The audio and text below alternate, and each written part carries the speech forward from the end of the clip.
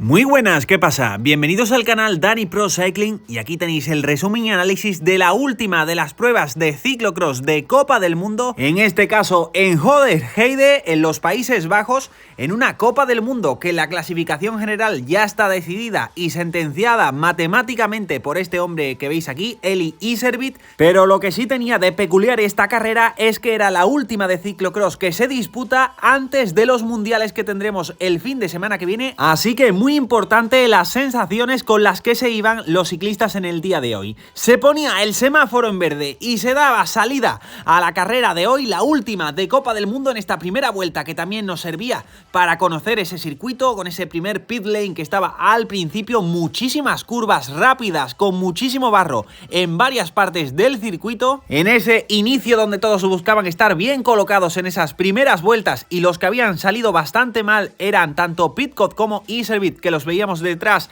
del campeón de España, de Felipe Orts, fuera de ese top 10, algunas rampas y zonas de barro que tenían que superar, y el que veíamos que se ponía en primer lugar era Van der Haar, el campeón de Europa y recientemente también campeón de los Países Bajos. Hacían la zona de los tablones y en esta parte llegábamos al final del circuito donde hacían una zona de empedrado, una bajada con una curva cerrada y justo después la zona de escaleras. Tras esta zona de escaleras, una zona de equilibrio con su bajada y volvían a entrar en la recta de meta, que era una recta que iba picando para arriba, con un Van der Haar que pasaba en primer lugar, seguía apretando con Hermans a su rueda, también por detrás veíamos tanto a Aerts como a Van Torenhout superando posiciones, al igual que Pidcock, que ya entraba en ese top 10, parecía que se iban tanto Van der Haar como Hermans porque tenían una pequeña diferencia, y Iserbyt también intentando no despegarse de la rueda de Pidcock, que venía recuperando posiciones. Y llegábamos al final de esta segunda vuelta con los grupos ya más formados. Por delante, como hemos dicho, tanto Van der Haar como Hermans, los cuales contaban con unos 10 segundos de ventaja con este grupo trasero que era bastante numeroso y donde ya habían contactado tanto Pidcock como Iserbyt. Y el que arrancaba por delante era Hermans, y también por detrás en tercer lugar Pidcock, que quería contactar con este grupo delantero mientras Hermans seguía acelerando.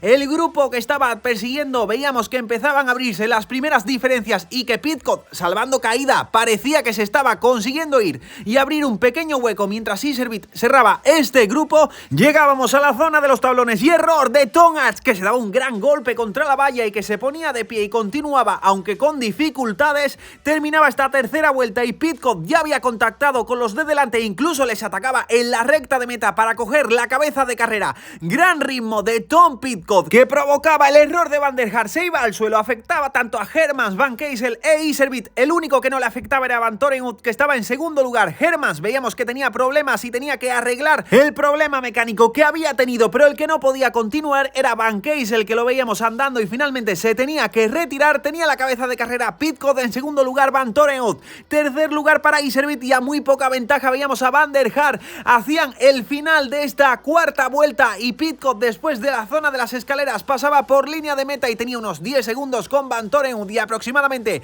18 segundos con Van der Haar e Iserbyt, los cuales venían con un ritmo muy rápido y se echaban encima de Van Torenhout, mientras veíamos que Pidcock seguía dándolo todo, pero que su ventaja estaba menguando respecto a la diferencia que tenía con Van der Haar e Iserbyt en línea de meta. Al que sí le estaba sacando cada vez más tiempo era un Van Torenhout que le daban caza, y veíamos que Iserbyt se ponía en segundo lugar y se ponía a meter un ritmo muy alto en esta parte final de la quinta vuelta. También hacía el final Pidcock y pasaba nuevamente por línea de meta, pero la diferencia había bajado a los 11 segundos tanto con Iserbyt como con los dos compañeros, y por detrás estaban tirando tanto Hermans como Tom Aerts, que también venían recuperando. El ritmo de Iserbyt era claramente superior al ritmo de Pidcock, que parecía que no lo podía mantener respecto a la vuelta anterior. Hermans abriendo hueco en quinto lugar después del problema mecánico, y también Tom Aerts en sexto lugar después del golpe que se había dado. Seguía la persecución, pero error de Iserbyt que propiciaba que sacara un poco más de ventaja Pidcock, que hacía la parte final con todas las fuerzas que tenía y aumentaba la diferencia a 18 segundos con el grupo perseguidor, mientras el resto del grupo estaba a casi 40 segundos. Seguía Van Torenhout ahora apretando para intentar llegar a Pidcock, el cual venía desinflándose. Según veíamos en las referencias visuales, el que parecía que se quedaba era Van der Haar después después de un error y se acercaban cada vez más después de otro acelerón de Iserbyt, que ya estaban en menos de 10 segundos. Casi comete un error Pidcock y el que sí lo cometía era Van Torenhout, que libraba la caída en la zona de los tablones, pero perdía la referencia en la rueda de Iserbyt, el cual veíamos que se estaba acercando en la zona de las escaleras a Pidcock a muy pocos segundos, y en recta ya lo tenía aproximadamente a 4 segundos por detrás Van der Haar y Van Torenhout intentando que no lo soltara de rueda, y en quinto lugar ya venía Tom Aerts recuperando más rápido incluso que el propio Pidcock.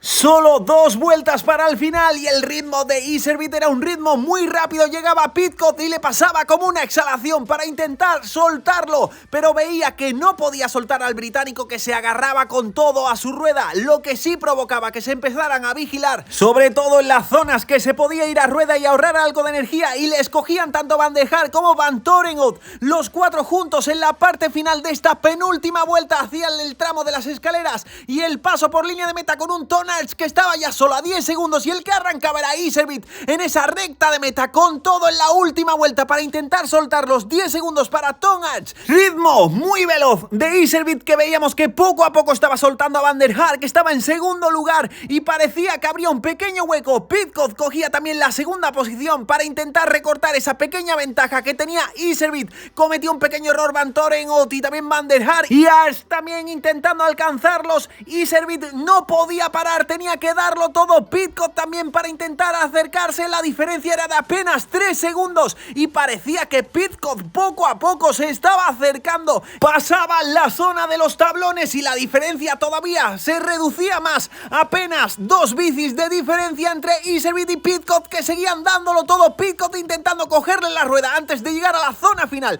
última de las bajadas, curva cerrada, hacían las escaleras. Iserbyt conseguía que no le cogiera la estela y después de la zona de equilibrio afrontaba la recta de meta con ventaja, sprintaba y le daba tiempo para alzar los brazos. Victoria para Eli Iserbyt, incluso Van der Haar en segundo lugar superando a Pidcock, y tercer lugar para Van Torenhout. Final emocionantísimo, qué espectáculo de carrera que hemos vivido en la última carrera de Copa del Mundo. Llegaba en quinto lugar Tom Aerts, y también por los que me preguntáis por Felipe Orts, llegaba en la posición 19ª. Ahora os enseño también toda la clasificación y el resto del top 10. Aquí tenéis las escenas de podio, pero aprovechar este momento para dejadme en los comentarios quién creéis que es el favorito para ganar el Mundial de la semana que viene. Aquí tenéis el top 10, cómo ha quedado en el día de hoy, por si queréis parar el vídeo, y definitivamente le daban el premio de la Copa del Mundo y el maillot blanco a Iserbyt, que gana esta Copa del Mundo habiendo hecho tanto un principio como un final de Copa del Mundo espectacular. Aquí la clasificación general definitiva.